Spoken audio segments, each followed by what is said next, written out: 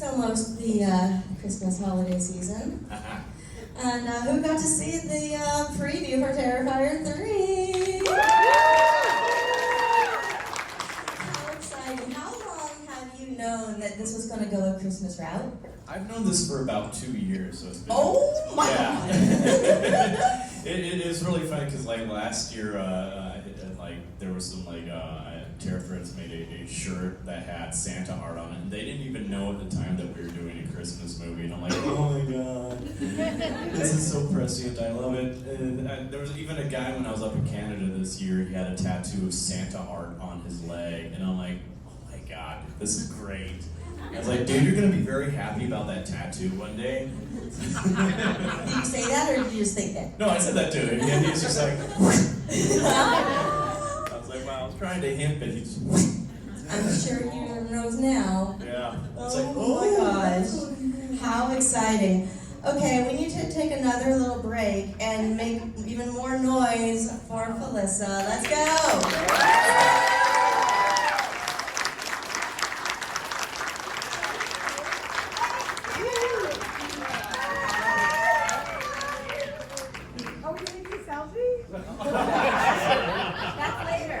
That's later. Yeah. Hi, Summer. Thank you. Thanks for having me. Thanks, my lovely lady. Well, how lucky am I to be here? Wow. How lucky are we to have you here? Thank you so much. Thank you. Oh, goodness. You're everything with Felissa. Is that all right with everybody? How did you get involved in Terrifier 2? I pushed my way through. I was a huge fan of the first movie. I met David at Days of the Dead Atlanta several years ago, and I'm so obsessed with the entire group of people, Damien and the Fuzz on the Lens family. And I said, if you ever make a sequel, hi, my name's Felissa Rose, and I'll do whatever you want. Coffee, tea, or me. And then Damien probably did, I was drunk. And then he did call to have this cameo. It'll be fun, and come out to New York and play with us, and I did, and it's been just a beautiful adventure hanging with everyone. So amazing. Thank you. And I first want to say this, I'm just so honored to be with these guys. You know, I have my mass business is what I do, and these guys are the stars. But I do want to say one thing about Felissa, and I always tell her this, and whenever I tell her this, she always gets emotional. But I used to play poker for a living, so I observe everything, and I'm across from her for this weekend, and the way she treats her fans, she is one of a kind. There's no one like her. And someone came in my booth after they had it, and they were legitimatly crying. And I said, "Are you okay, hon?" And they're like, "Just Felissa's made my holiday." And it's it means the world to me. She's amazing. Give her a come on, give her a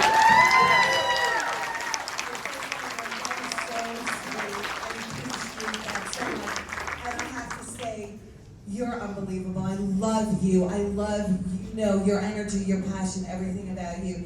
And David is the nicest actor always in the ring. I don't have to say this because we all know it, but truthfully, I sometimes pinch myself, I can't believe it, because you are such a sensational person and actor.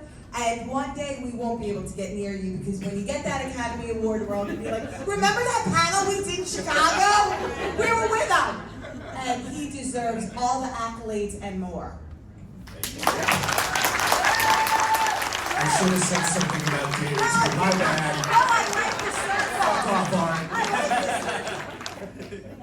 I don't know how you remember everybody's names. That's what I'm always just like, how do you do that? I don't even remember my name sometimes when I'm signing things. I've written Art the Pizza and stuff like that. Oh my God. I blinked on your last name. Did you see it catch that? Oh, I saw that. I was like David. Well, what happened is I'm used to you both, David and Damien, and I introduced you as such. I don't use your last names, and I realized that that's not the case this time. Yeah. It's David and Rick. So I had to and remember what's going on. Yep. Brain farts are fun. I know, right? Before we continue, we need to make a very special announcement. This is not Lando news. It's about to be your birthday. Oh God. Congratulations. handsome young man. Can we all sing around and happy Let's birthday? do it. Happy birthday for David. Everybody up. Everybody get up. Here we go. This is for David. Come on. God, come on. Let's go. 3, 2, 1. Happy birthday to you. Cha cha cha. Happy birthday to you. Cha cha cha. Happy birthday to you. Happy birthday to you.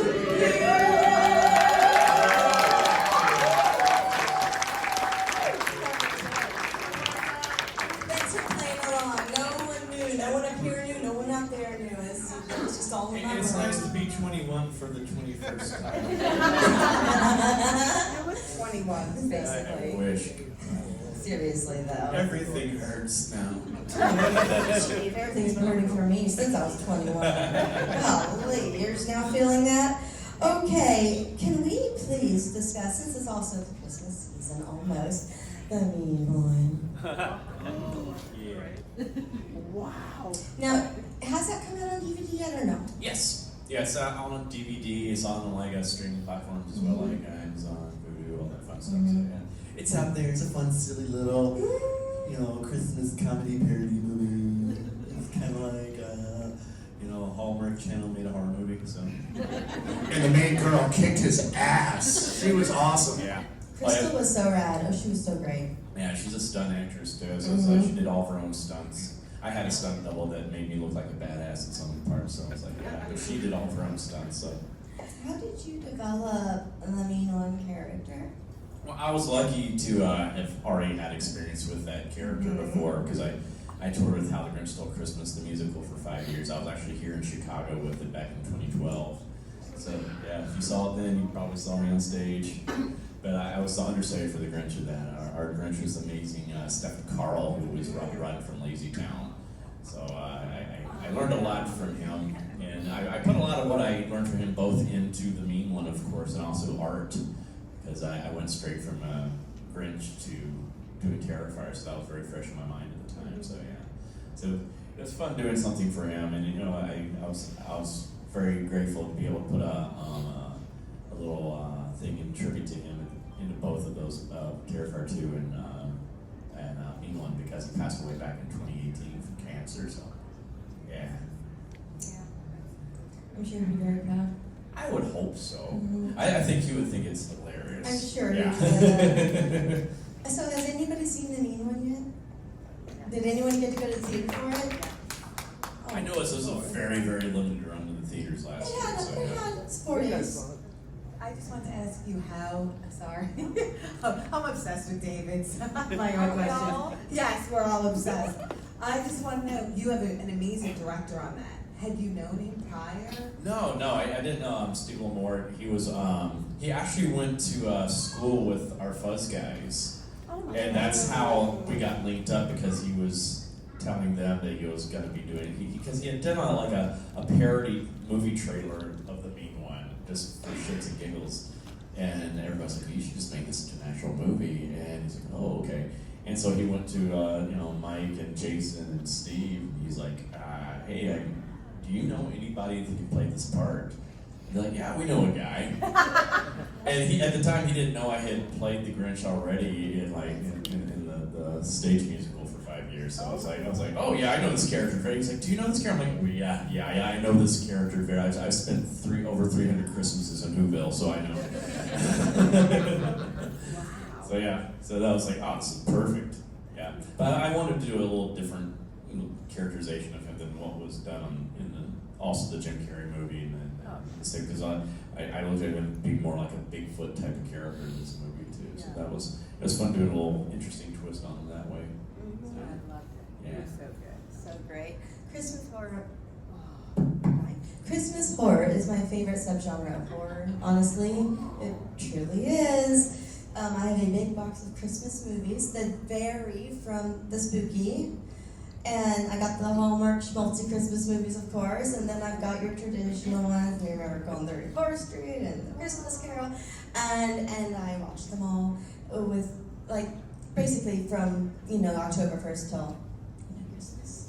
So I'm excited to add this one to the list. I'm so happy. And I mean, Terrifier is coming up, and I'm like, ugh. I got a new favorite Christmas movie, I gotta say. Yeah, this one's gonna be so much fun. I am so excited about this movie. Have you read the script already? Oh yeah. Oh yeah, it's. We won't tell anybody. Oh, it's so good. It's so good. I am so excited. It's just, like I said, I've known about this for like 2 years, so it's been. Yeah, you weren't even here for that. But yeah, so it's been exciting because I was like, oh god, because I love Christmas horror movies too, because it's fun taking something so sweet and innocent and wholesome and dashing it to bits. So I'm like, yeah, let's do that with this. And I love there's already controversy around it too, even though we haven't even filmed the thing. Oh my God. It's just because we did that TV trailer. But who's to say that scene's even in the movie? So like, I love it. It's like, people are like, oh my god, you're gonna kill a kid. I'm like, are you new to horror? Like Freddy Krueger was a child killer. Like, hello, most of these horror movies involve I kids. killed all kids. Yeah. Camp of a sleeping bag full of kids massacred. That's why I think it's so funny that there's that controversy. I'm like, great, let's build the controversy. Controversy sells. So yeah, but I will tell you there is some sick kills in this thing. I get some new fun, cool toys in it too. So I'm like, and I will say that those of you who've seen the little mid-credit scene during Terrifier 2, you know that a certain character named Victoria is coming back with a vengeance. And so I think you're all gonna love Victoria in this next movie. I think she's gonna steal everybody's hearts. So I'm like, so and I want to dispel a rumor that's been out there because I'm so tired of this. Is that one article is going around saying that Hollywood studios pulled funding from the film? No. That is not true. It's like, I don't know who started that. No, what happened is we were approached by Hollywood studios for the funding of Terrifier 3, and they wanted to give us some money and stuff like that. And Damien met with them all, and he discovered that none of them were going to give us the creative control that we had when we did the first 2 films. And we're like, absolutely not.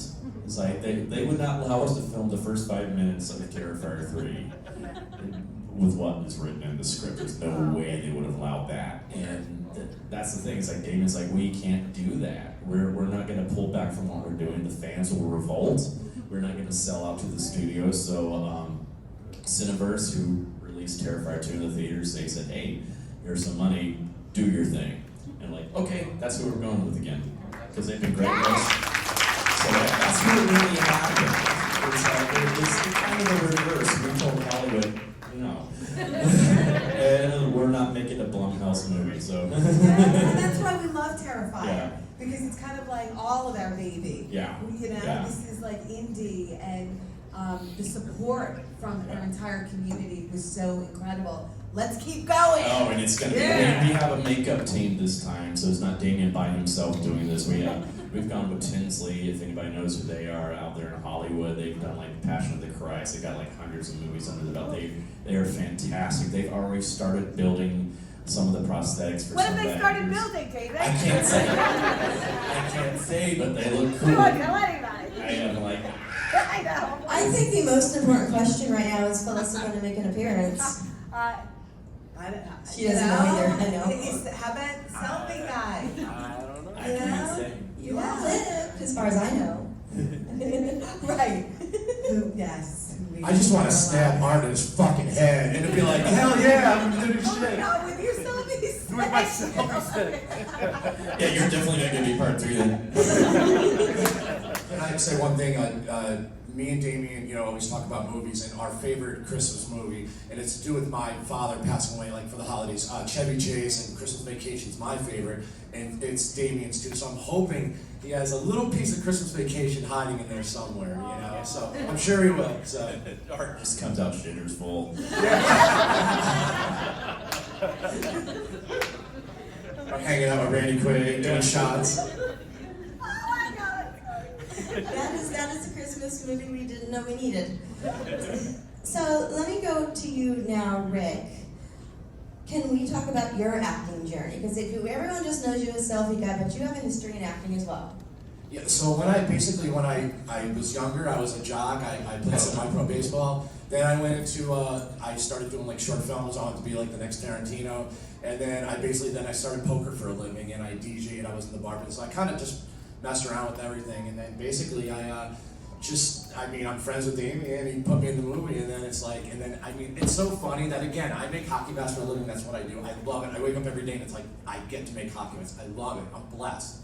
But like, I've had so many offers for movies in the last year that I had to decline because of cons and stuff. So I did commit to a couple next year, but I just want little fun parts. That's all I want to do, you know. These guys, like I said, these guys are the stars. In the background, I don't care. I'll wave to everybody. It's just fun. I told everybody, again, they're actors. This is what they do for a living. Like, I used to charge $10 for autographs and stuff, and I signed for free. Now, I don't want to make a penny off any Terrifier fans. They mean the world to me. People come up and tell their stories, and it means truly the world to me. So you guys are awesome. Thank you, seriously, for everyone. So I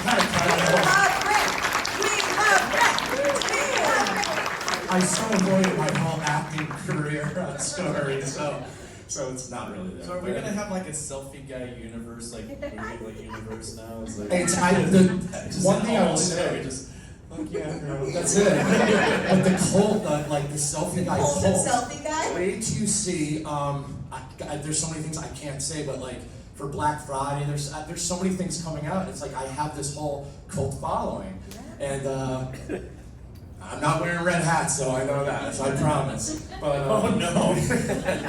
but no, it's hopefully it's gonna be a nice. Yeah. The funny thing is, we joked around, like Damien and I said, like in the one theater where we knew he was doing the showing at, it was like, you know what we should do for the one theater where Rick's gonna go see it? It's actually pull his little bit out of that movie, just to pull the train down him. So he goes, has that whole crowd of people there waiting for him, and he's like, wait.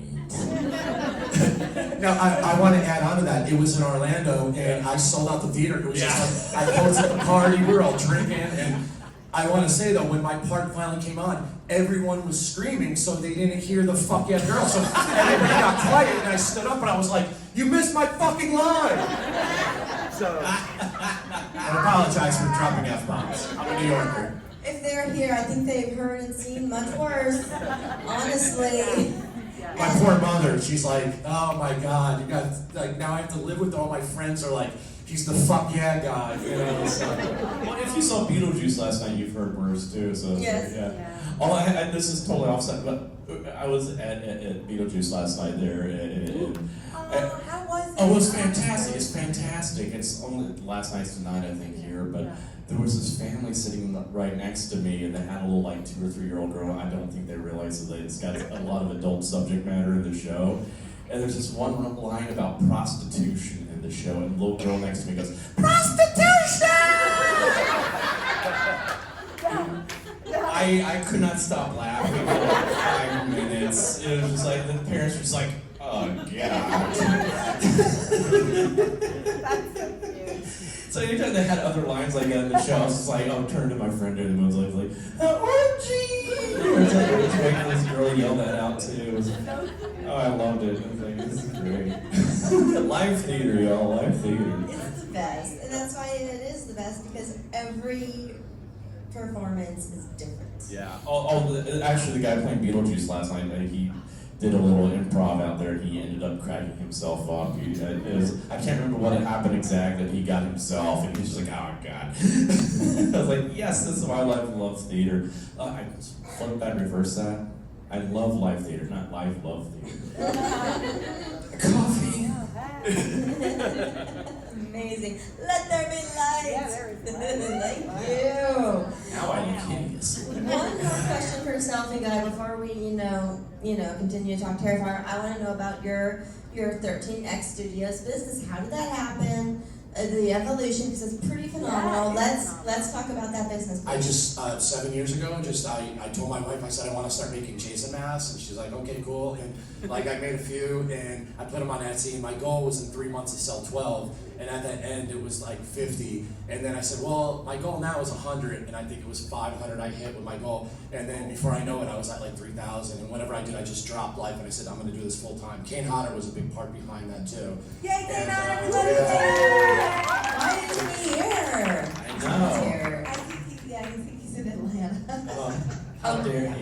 he isn't. I'll tell him we all love him. Yeah, we've been having a prank war. You again? Yeah. Please tell me more. Oh, it's been fun. He started it though. We're up in Canada this summer. His booth was right next to mine. He comes over behind me at one part with his fart spray. I hate that. He got me with the fart spray. I'm like, oh, it's on. It is on. He's It gross. is on. So I got him at a different con, and I got a fart machine and put it inside of his trash can between the can and the liner, so if he didn't see it. And so anytime there's guests and there's like a lull in the noise, and there I was like, and you just see the guests over there going. And Kane's like looking over me because I'll sometimes give it to my handler so she could do the button. So he'll look over and I'm just signing away, and he's just like, no one's that clown. And he like comes up at my table at one point, hiding behind one of my fans. He's like, that clown's an asshole. And hey, Stinky. He's like, I knew it was you. I knew it was you. I don't know how you're doing it, but I knew it was you. It was, and so he got me back at another con where in the middle of the panel he just sneaks in. He's like, boring, you're so boring. And everybody gets mad at first. I'm like, hey, Kane. That was in Hey, Chicago, Steve. actually. Oh, that's right. I was waiting for a photo op, and I heard it across the room. That's how loud it was. Yeah. So it's my turn to get him back, and I have a plan. And David knew Kane before, but Damien never met Kane. And at Mad Monster in North Carolina, I introduced Damien to Kane. And when I say somebody fanboyed out, like, and now you look at it like Damien's, the Tarantino now, but it's like it was pretty cool. Yeah. Yep. I was just gonna say we all fan. I still I fangirl so hard all over him all the time. Oh, I know. Here. I Good never to say, imagined. right? It's crazy. I never imagined I'd be in a prank war with Jason Voorhees. Right. If you had told myself when I was like a kid that I would be doing, I'm like,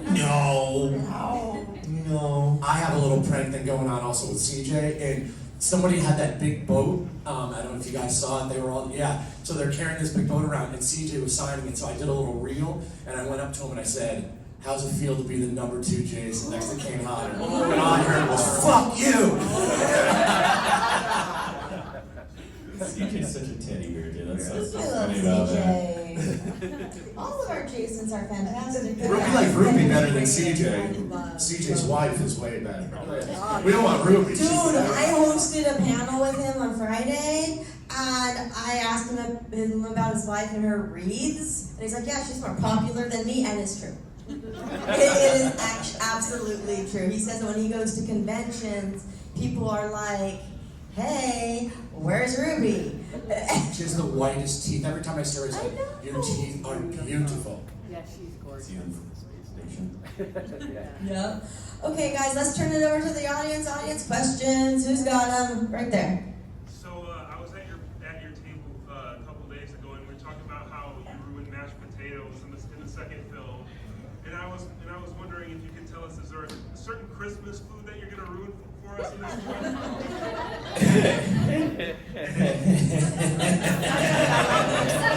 Let's get in there. Yeah, is there anything? Maybe. I'm ruining Christmas for a lot of people in so many different ways. So yeah. Or making it better. Yeah. That too. I'm just saying. Well, yeah. I have to go see Thanksgiving though this week. Oh, I want to see that. I want to make sure that we're not doing anything they're doing. So I'm like, oh God, no. But I can't wait. That's all right. You guys are so creative. If you had anything planned, you will easily change it. Damien, he's great. I mean, because we had to do that with Terrifier 2, because we had our original ending with Victoria.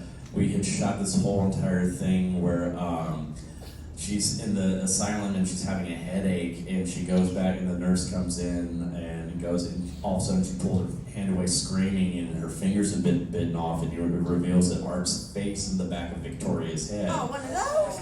And then like a few months later, Malignant comes out, and we're like, oh, son of a bitch, James Wan. You know what? Tales from the Yeah. Crypt did it first. That was 35 years ago. Yeah. So, I mean, I'm not giving Malignant much credit. Well, that's that's the thing, though. It's Stephen like, King did it in the dark half, you know. but this is the thing. It's like that shows the brilliance of Damien and stuff like that. Like destroy him. He's like, ah man. Okay, well we got to do something else then. Okay, so how can we fix this? And like he and our costumer Olga, they're just trying to come up with depraved ways of art coming back through Victoria. And Olga's the one that came up with the idea of giving birth to the head. And it's like, oh my god, that's so messed up. It's like, so it was one of those it was a happy accident birth through Malignant being released, and it's given us it gave us a whole new direction to go with Terrifier 3, especially with Victoria. So we was like, this is great. So that just shows how smart Damien is with coming up with new things. So I was like, hey, who knows? He's brilliant. And we all got to work with him on a new movie called Stream. That's right. Coming in soon. Yeah. Oh. You people like Tony Todd and Jeffrey Combs, Danielle Harris, Dee Wallace, Dave Sheridan, Daniel Roebuck. Danny Roebuck, Tim Reed, just And didn't they So get fun. some sort of like premiere? Like, did you guys have? No, not yet. Yeah, No, I haven't seen okay. the movie yet. So. Oh, Yeah. it must have just been an event. soon. Yeah. Where I saw everyone's I think pictures. around the spring it's going to be released. Okay. So, yeah. Do we know if that's going to get any sort of theatrical situation, or is it just streaming? DVD? I think they're working on a theatrical release. So But amazing. it's a fun movie. It's a fun movie. I'm going to enjoy it. So fun. Yeah. Such a great original story. Yeah. Yes, this is more for David. So I know Damien said that Terrifier 3 is going to be like controversial to have taboo moments in it, especially in the first 5 minutes. Would you say you could put it on levels such as like classic 1984 Cannibal Holocaust? He cannot say. I can't say. But it's a great question. Yeah, It's great. a- Yes. Everybody's dead. There's definitely some depraved moments in it, though. So yeah, for sure. Yeah. I'll take that as a yes. Yes. Will Pale Girl be back? Yes, because as you saw the end of part 2, she's taken over Victoria. So, but we found some ways. So yeah, but like I said, Victoria's going to be a bigger character in part 3. So The most important question is Amelie going to be back? yes, we found some ways. Good. I like the. We found ways. Yeah.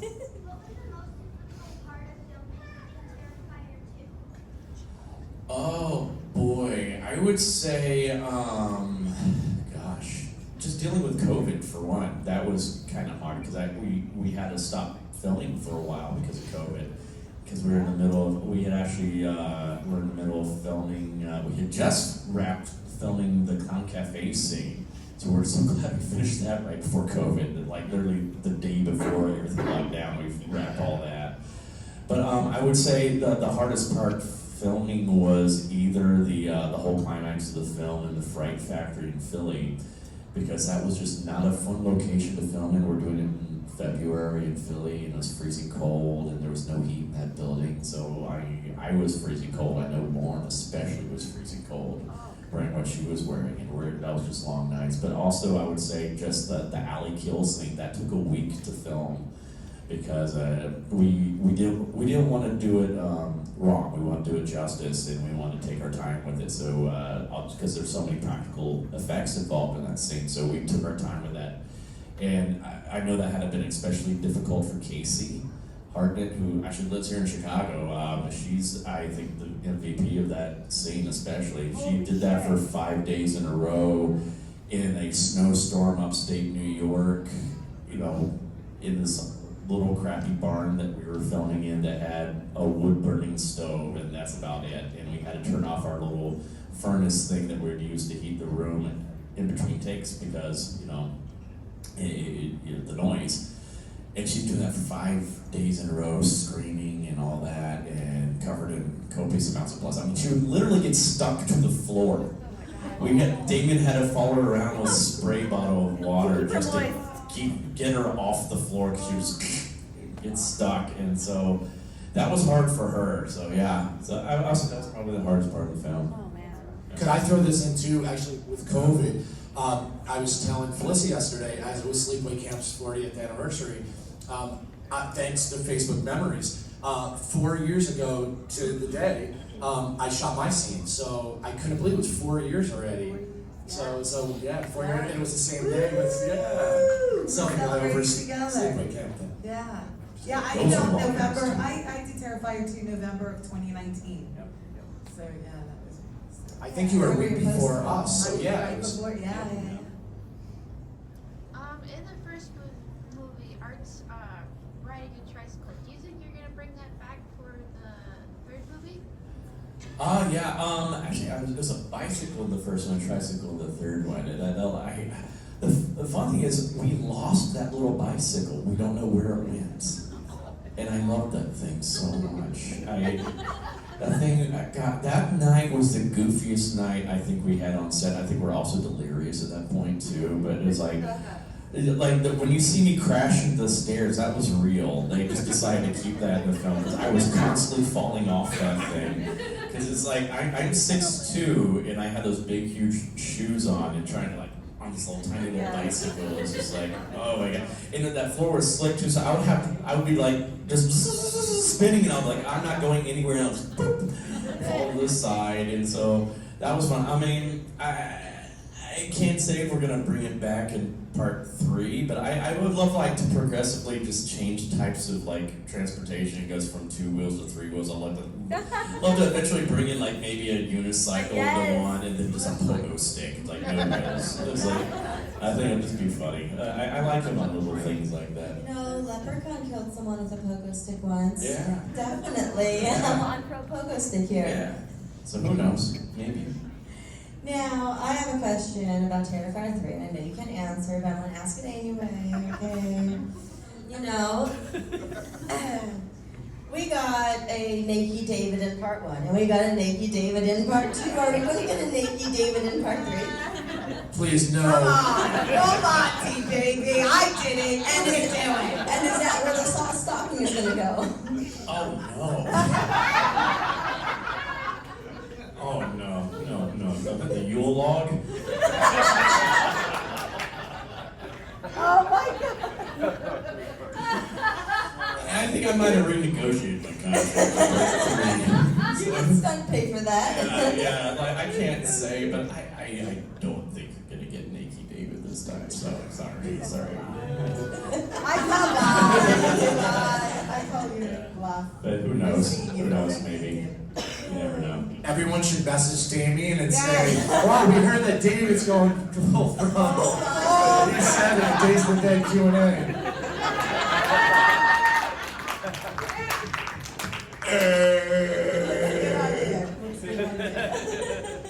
You should kill somebody with it. I love you. Not selfie guy, Jesus. Just the tip, though. I'm getting canceled.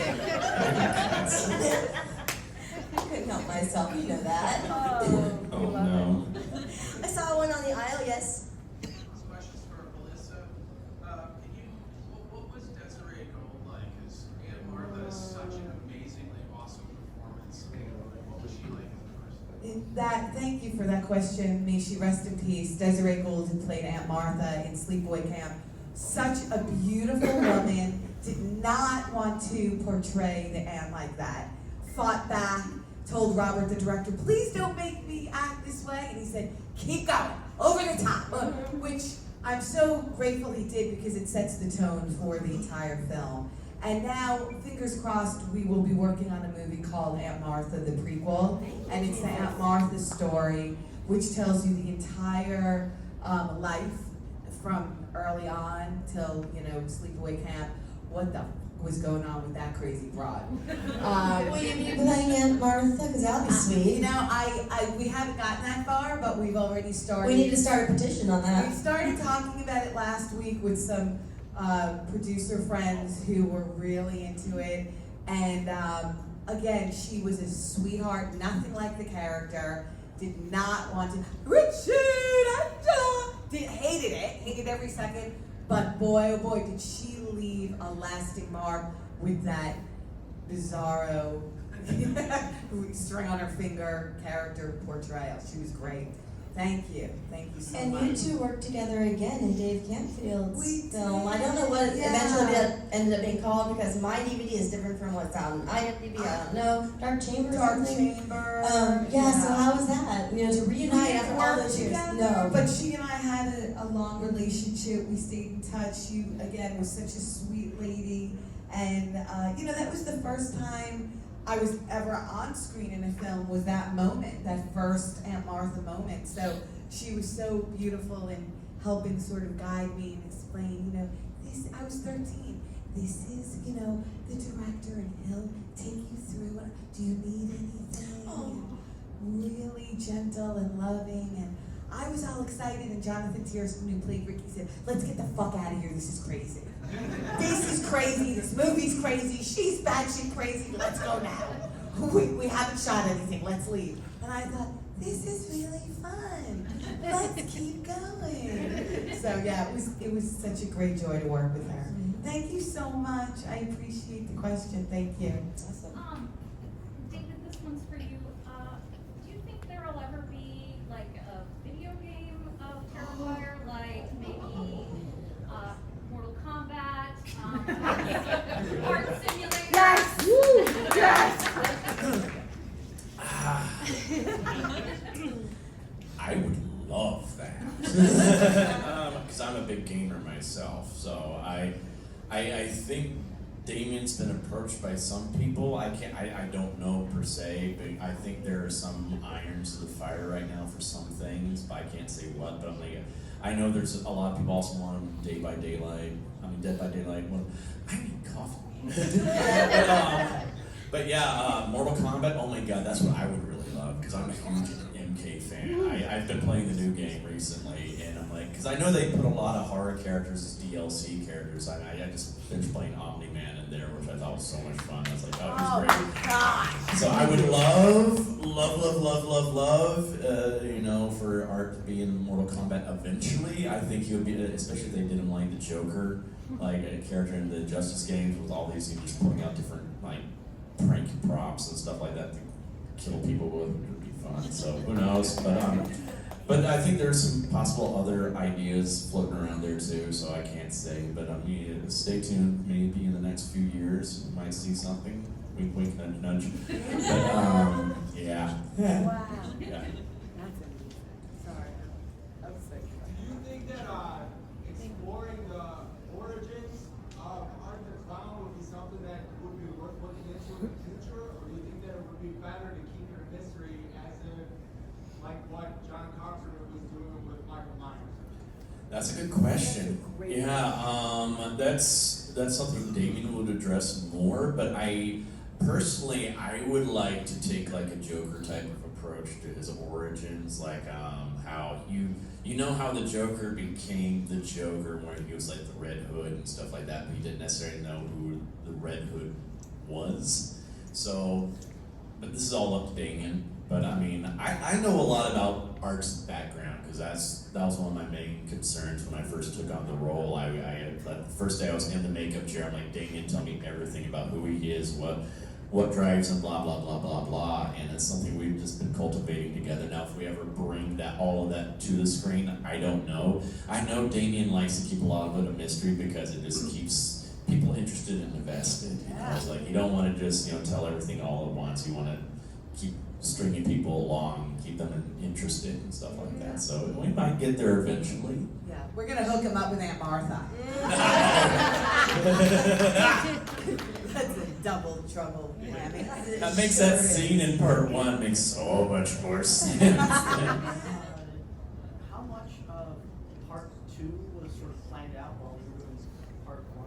Because like some, like the more supernatural elements that show up in part 2 didn't seem like they were in part 1. I just wondered how much of that was planned out. A lot of this was planned out after we finished filming part 1. I mean, we had different ideas when we were filming part 1. We were always spitballing ideas and stuff like that. But I know, for one, the Sienna character has been a character that Damien has had in his head before he even had Art in his head. He actually wanted to bring her to life in a different movie that never came to light years ago. So that's a character he's always wanted to bring to life. So now he's so excited he's got to do that. We've got such a great actress playing her too. So it's like Lauren is fantastic. Lauren so, Rivera. But yeah, it's one of these things where we're just, kind of, Damien has a lot of things already in his mind. He knows where he wants to end things. And so he's got that in mind. But Damien and I came up like how to end things like a few years ago, but like it's one of these endings like that could be the ending, or it could still be open to other things afterwards. It's very smart what we've come up with, I think. So It'll end at like part 15. Yeah. So We have a lot of time. but then it's We're like gonna we're be still like the witchcraft series and run to part 25. yeah. We know where we want to go, but we're still discovering things as we go along and stuff like that. So because I know he doesn't want to just word out the welcome on the character and stuff like that. He wants to keep it true. Terrifier 15 selfie guy and the teacher. How about that one? Gotcha, girl. They were married the whole time. What's going on? And I snuck out to the clubs that night when you were sleeping. I was in that club. and then they have a child, and then Art comes after the child, just to piss off the audience even more.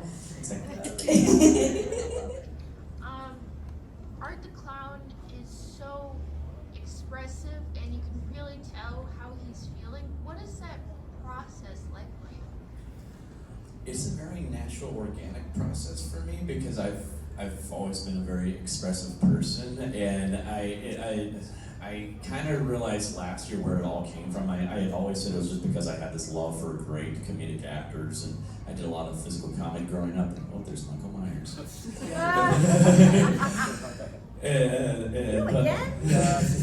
Last time. Jesus. But I really realized where it came from. I was at my cousin's wedding last year, and my aunt Wanda, my mom's middle sister, is deaf. And I never really learned a lot of sign language because my aunt is very good at lip reading. And so she's very expressive with her face, and so like when we interact with each other, everything's very exaggerated and everything like that. And so I was having a conversation with her at the wedding, and I'm like, oh my gosh, this is where it all comes from. It comes from my aunt, and this is amazing. And I was like, oh, this makes so much more sense now. So that's really where it comes from. So you can thank my deaf aunt for that. If Damien let you guys write a scene for Terrifier 3 or Freezer Strikes, if you could think off the top of your head, what would you write for the scene? There is a kill scene that I am dying to do one day that I came up with years ago, and it's based on a bit from Duck Soup. And it's one of my favorite comedy routines I've ever seen in a movie, and I think it's brilliant, and I have my own twisted take on it, and I would love to bring it to life one day. It's not going to be in part 3, but I hope. I already told Damien, like, I'm not giving up this character until I can at least do this scene one day. So, I love the Marx Brothers. So David, so it's kind of a two-part question. So considering how popular Terrifier is, especially now, what level of independence do you feel like you're on still kind of at the beginning or higher? And the second part leading into that, considering how many independent films come out all the time, why do you think this, out of literally all of them, kind of sparked this whole popularity? Nice. So what was the first part again, sir? So, considering how popular Terrifier is now, how far of a level of independence do you feel you're on compared to when you first started? I think we're even more of on another level of independence now because we have a bigger budget, so we can do more of what we want to do. We're still a little bit restricted, but we have a bit, like now we can have a makeup team help us, and we have have people helping us build sets and everything. So we have a really big set piece we're gonna have to build for part 3. Really? What kind of set is that? Just asking for a friend. Yeah. It's kind of cool, and I'm like, I can't wait to see how they construct this thing because that's gonna be interesting. What do they have to use to construct?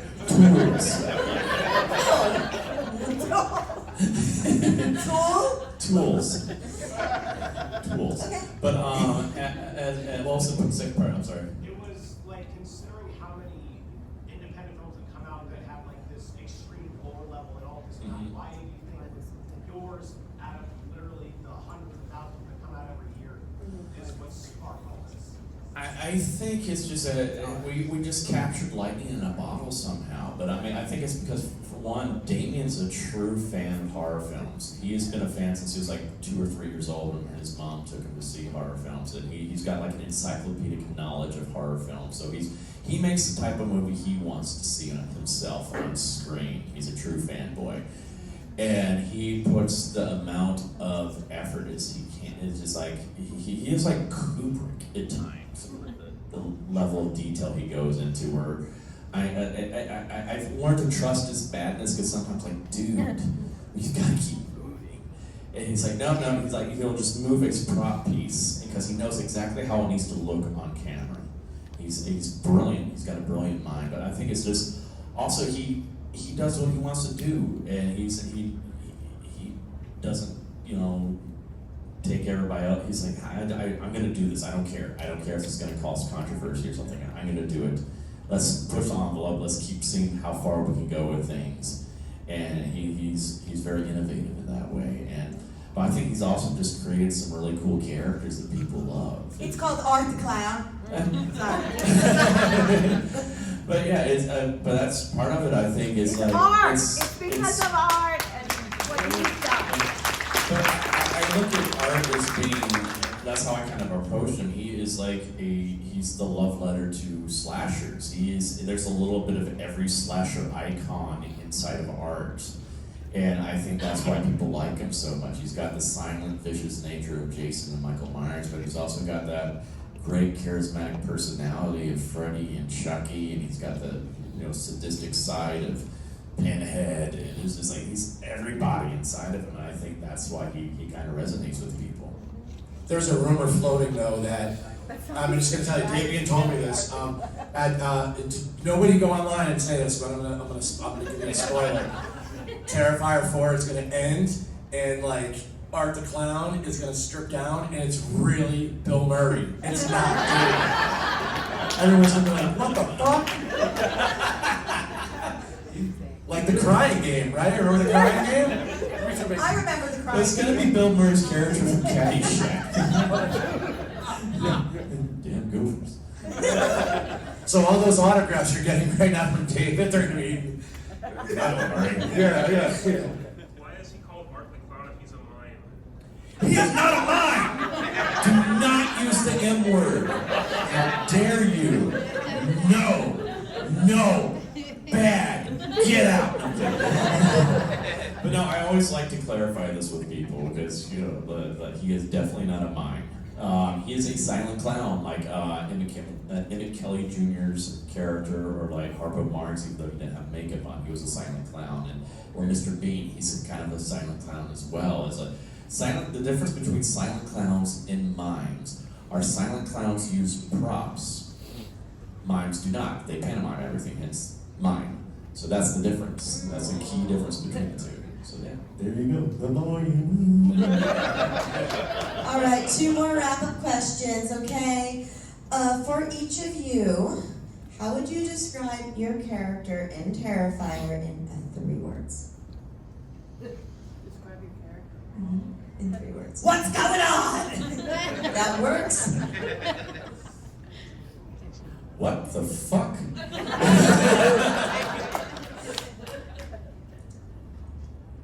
Fucking legend. Yes. I really thought you were gonna say, "Fuck yeah, girl." You had one chance. I said it. Blew it, see? I'm gonna stick to my hockey mask. What are you doing? Rick. Jesus. Okay, the last question. Can we get a selfie? Sure, let's do it. Thank you guys for coming out. Thank you. Guys are the best. Stand up. We're getting a selfie.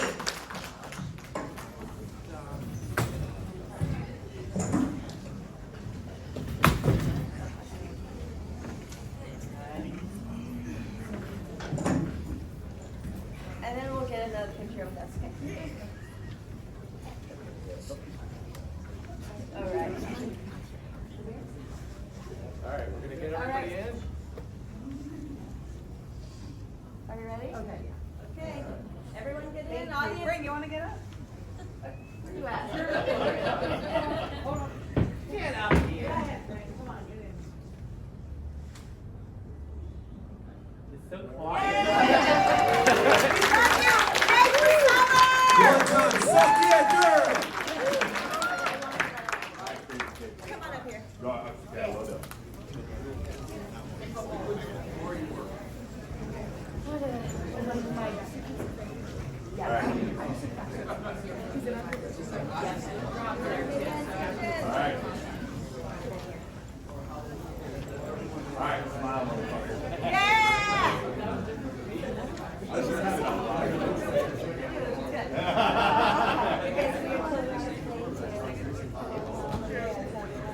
This bitch is gonna do a selfie because you can. Yeah.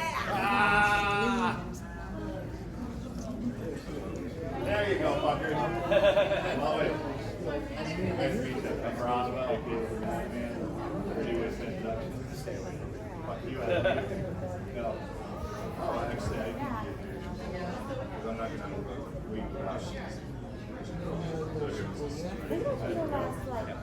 I gotta go. Okay, nice to meet you. We'll definitely talk soon. Yeah. No way. We love you. I need your info for you. Yes, come to my table. I will. I'm gonna draw you. Summer, I love you. Come to talk to me. I will. When do you leave for the day? I love you.